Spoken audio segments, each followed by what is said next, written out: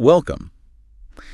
Today, we're doing something a bit different. We're setting aside the analysis, mostly, and focusing purely on narrative. We're going to share a series of, frankly, chilling accounts. Real stories reported from across the United States. And these aren't legends or folklore. These are drawn from people who face something truly terrifying. Exactly. Our mission today is just to recount these stories collected from various sources, moments where reality just seemed to fracture, horror striking ordinary lives. It really underscores that theme of hidden danger, doesn't it? The psychological weight of knowing these things actually happen. It does. I'll be guiding us through these accounts, presenting them as they were told by the people who live them. So let's begin. Our first story takes us to Wilmington, Delaware. It's about vulnerability and how it can be, well, targeted. Okay. The narrator is a 26-year-old woman living alone in Wilmington, going through a tough breakup. She was working late shifts at a bar, just trying to pay the rent. A stressful time. Makes sense. And probably a very predictable routine. Exactly. And that routine brought her into contact with a customer named Dennis. Mid-40s, maybe 6'1". It looked like maybe he used to be athletic, but had a bit of a beer belly now. Dark bags under his eyes. Right. And he drove this older van, white paint, but faded to this really distinct cream color. He always parked it right outside the bar. Always. Okay, that's a detail. Dennis started friendly, but it escalated quickly. Uncomfortable remarks turned into him actually, grabbing her inappropriately. Wow. He'd apologize, say it wouldn't happen again, beg forgiveness. Yeah. But then he'd do the same thing the next night. That's a classic grooming cycle, isn't it? Testing boundaries, the apology, just a tool. Yeah. Not real remorse. Absolutely. She felt trapped, needed the job, but felt constantly violated. This went on until one night after closing. Okay. She had about a 10-minute walk home, empty streets, late at night. She hears footsteps behind her. Oh, no. She looks back. It's Dennis, keeping pace with her. She speeds up. And he speeds up, too. He mirrors her exactly. She starts full-on sprinting, heart-pounding. Dennis is gaining on her, fast. Terrifying. It was pure luck. She turned a specific corner, and there was just another person walking towards her down the street. Dennis immediately ducked into a side alley. Vanished. Saved by a chance encounter. That's incredibly fortunate. She got him banned from the bar, obviously. Yeah. But here's the key part, the really crucial thing she did. What was that? She told her next-door neighbor, Jim, everything, the whole story, including a detailed description of Dennis, and importantly, that cream-colored van. And Jim happened to be a police officer. Ah, okay. So she didn't just rely on the ban. She shared specific threat information, created a sort of informal watch. Exactly. That's the proactive step. Fast forward 2 weeks, she's asleep in her apartment. Right. Suddenly, she's woken up by this loud crashing sound, fighting noises out in her hallway. What was it? She rushes out and finds Jim, her neighbor, pinning Dennis down on her hallway floor. He got inside? Dennis had used a glass cutting tool, a quiet one, to cut a hole in her downstairs window and let himself in while she was sleeping. Unbelievable. Jim just happened to be there. Not quite happened. Jim recognized the van. He saw that specific cream-colored van parked oddly down the street late at night, remembered her story, knew it shouldn't be there, and intervened. His training, plus that key detail she shared. That van color, it saved her life. It did. When they searched Dennis, he had a club on him and a chloroform rag. Oh, my God. And the van. Yeah. The police checked the cream van.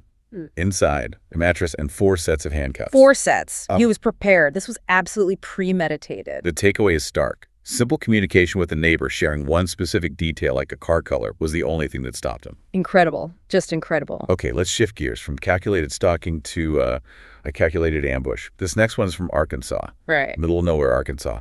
The narrator was a child at the time, driving with his mother down this really remote country road. Thick trees lining both sides, hardly any traffic ever. Isolation, dense cover, prime location for a trap. And that's exactly what it was. Suddenly, this man bursts out of the trees, looked ragged, terrified, ran right into the road, forcing the mother to slam on the brakes. Just appeared out of nowhere. Yeah. He shouted, "Please help me, please," trying to look desperate as he walks up to the driver's side window. The classic lure, human bait. The mother, though, she hesitated. Child in the back seat. She didn't get out. She honked the horn, cracked the window maybe an inch, tops. Smart. Keeping that barrier. She's shouting through the crack, "What's wrong?" The man kept insisting, "I just need help, please." But the mother said later her gut was screaming. Something felt off. That instinct, Recognizing something wasn't quite right about his panic, maybe it felt performed. Possibly. Why was he here? Why so aggressive about needing help? She decided not to risk it. She started to slowly ease the car forward. Good move. Don't stay static. And as the car starts rolling, that's when the trap sprang. 4 other men rushed out of the same spot in the tree line. Oh, wow. There were more. Yeah, and they weren't going towards the first man. They were running straight for the car doors, trying to yank them open. The ambush. They expected her to get out, or at least have the doors unlocked. Exactly. But the locks held. She slammed the accelerator. Right. The car lurched forward, bumping the first guy out of the way. 2 of the others actually grabbed onto the door handles, trying to pull them open as the car sped up. Still trying to get in. But she gained speed too quickly. They were thrown off. She floored it. And got away. Got away. Looked in the rearview mirror. All 5 men were just standing in the road, watching them drive off into the distance. Chilling. Just standing there. The narrator specifically mentioned something later.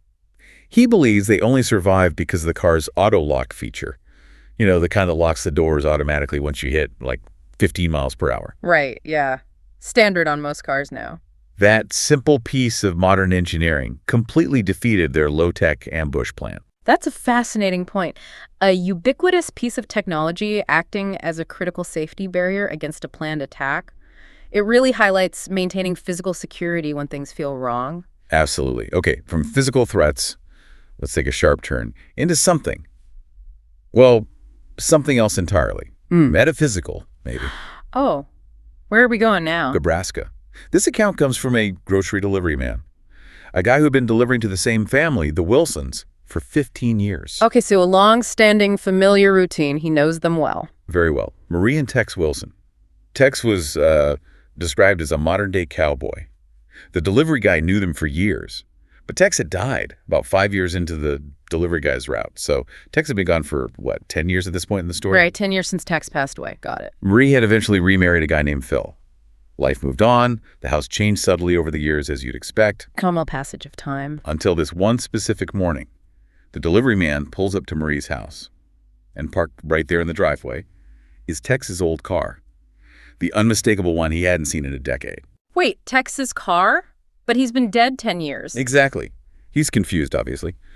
Rings the bell. Marie answers. And he said her face. It looked distinctly less wrinkled, maybe 10 years younger.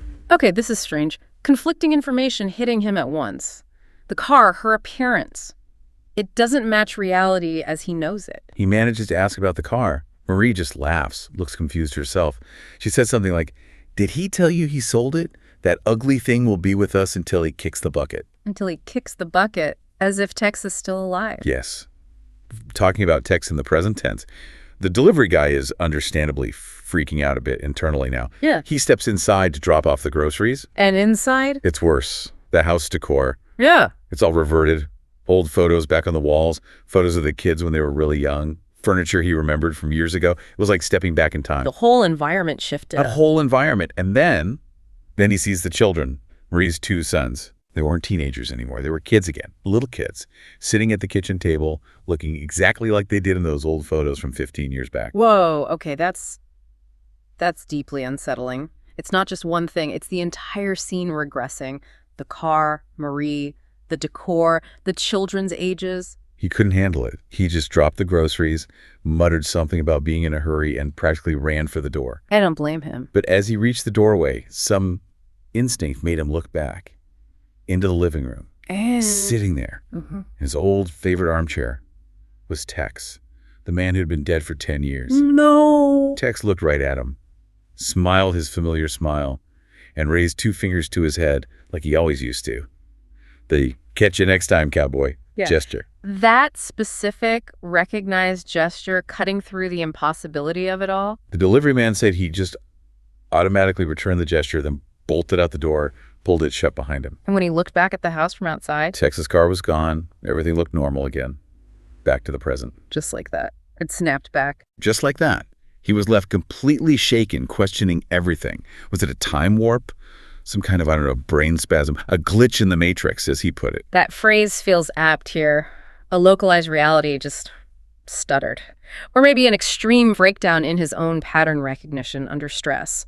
But the coherence of it all, the car, Marie, the kids, Tex himself, makes it hard to dismiss. It's baffling. Okay, let's move again to North Dakota. Standing Rock Reservation. This story deals with inherited guilt, generational trauma manifesting as something terrifying. Okay, Standing Rock, a place with deep history. It starts with the narrator's great-grandfather. Back when he was 31, he and a friend did something truly awful. They committed grave robbing on native land there. A profound violation. Desecration, that's the inciting incident then. It seems so. About a week after the crime, the great-grandfather started seeing something. A dark, shadowy figure. But only he could see it. A personal apparition. Yeah. It terrified him. Drove him mad, apparently. Screaming in shadows, windows, he became an outcast, isolated, lived the rest of his life tormented by this thing he saw. Tragic. But how does it become generational? That's the horrifying part. It passed down the male line. Every single male descendant, exactly on their 31st birthday. 31st, the same age he committed the crime. The exact same age. They start seeing it too, the same figure. They call it the Shadow Man. A curse then, tied precisely to the timing of the original transgression. That's chillingly specific. And the description. It's consistent. A black outline of a man, like a void in human shape. No face, no features at all, except for two piercing red eyes. Red eyes, staring from a void. Eyes that stare right through you, they say. And it's persistent. It can appear anywhere, anytime. Even if they move states away, it finds them. Outside the window, in the house. Constant, unpredictable torment. The worst part, the thing that seems to break them, is severe insomnia. Why insomnia specifically? Because the figure, it stands at the foot of their bed, motionless, for hours, every single night, just watching. Oh, God. Just standing there. That would drive anyone mad. The consequences have been devastating. The narrator's grandfather apparently went completely insane. Yeah. 2 great uncles died by suicide. Another uncle just cut off all contact, disappeared, consumed by paranoia. Another lost his career, his family. It sounds like the figure becomes an external manifestation of unbearable guilt or maybe inherited trauma. The paranoia, the isolation, the self-destruction. It tracks, psychologically speaking, even if the origin feels supernatural. It does. The narrator telling this story, he's 29 now. His brother's 27. So the clock is ticking for them. They know what's supposedly coming on their 31st birthdays. Exactly. The anxiety is immense. They've sought help from a native elder on the reservation who gave them some small traditional charms. Things meant to ward off bad spirits. They're hoping it might buy them time or maybe lessen it somehow, but they're terrified. You can only imagine, living with that specific dated dread hanging over you. Okay, one final account, and this one. This one brings us back to the terrifying reality of human malice. Danger hiding in plain sight. This happened in Georgia. Right. A relatively large but quiet town. The kind where pretty much everyone knows everyone else, or at least knows of them. Familiarity. Which sometimes creates a false sense of security. Tragically, yes. The victim was a young man named Mike. Good student, well-liked. He was asked by a classmate, John, to help fix his computer. Okay, a classmate. Someone he knew. Yeah. John wasn't exactly popular. Known for bad grades, maybe a bit of a bad attitude, but still, just a classmate. Mike was a helpful guy, so he agreed. Went over to John's house. Helping someone out seems innocent enough. Should have been. Mike fixed the computer. Then he started walking home. Okay. John, along with another accomplice, immediately got in the car, followed Mike, and abducted him.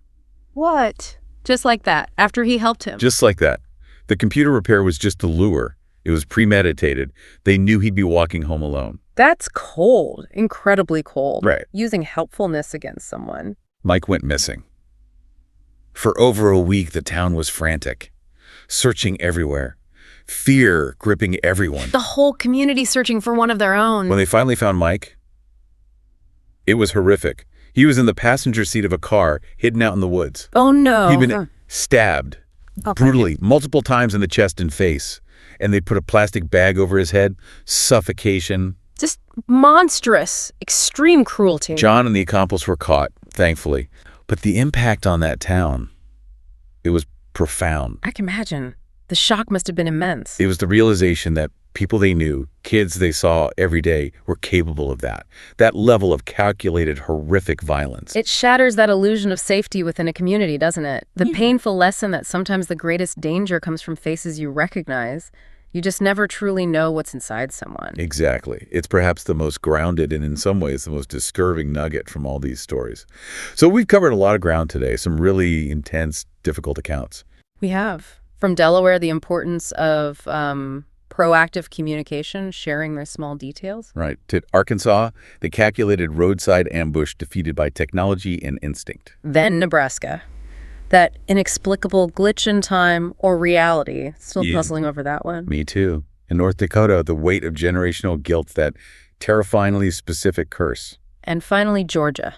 The chilling reminder of malice hiding behind a familiar face. I think the thread connecting all of these, really, is how thin that line is. The line between normal, everyday life and something else, something terrifying. Absolutely. The mundane can become horrific in an instant, and the things that make a difference, the things that save lives, auto locks, a neighbor's awareness, trusting your gut, they often seem so small beforehand. Until they're everything. It's when those small barriers fail, or when reality itself seems to fail, that true horror emerges. So we'll leave you with this thought to consider. How much does your own feeling of safety depend on the world behaving predictably? And, are there small, simple things you do or could do to build in resilience for when that predictability inevitably hiccups or even shatters? A sobering question. It is. Thank you for joining us for this narrative deep dive today. It was heavy, we know. If these stories chilled you or made you think, please consider supporting the channel. You can do that by hitting the like button, sharing this deep dive with others who might find it compelling, and subscribing to our channel, Horror Docs. Your support helps us continue bringing these accounts and analyses to light. Stay safe out there. We'll talk to you next time.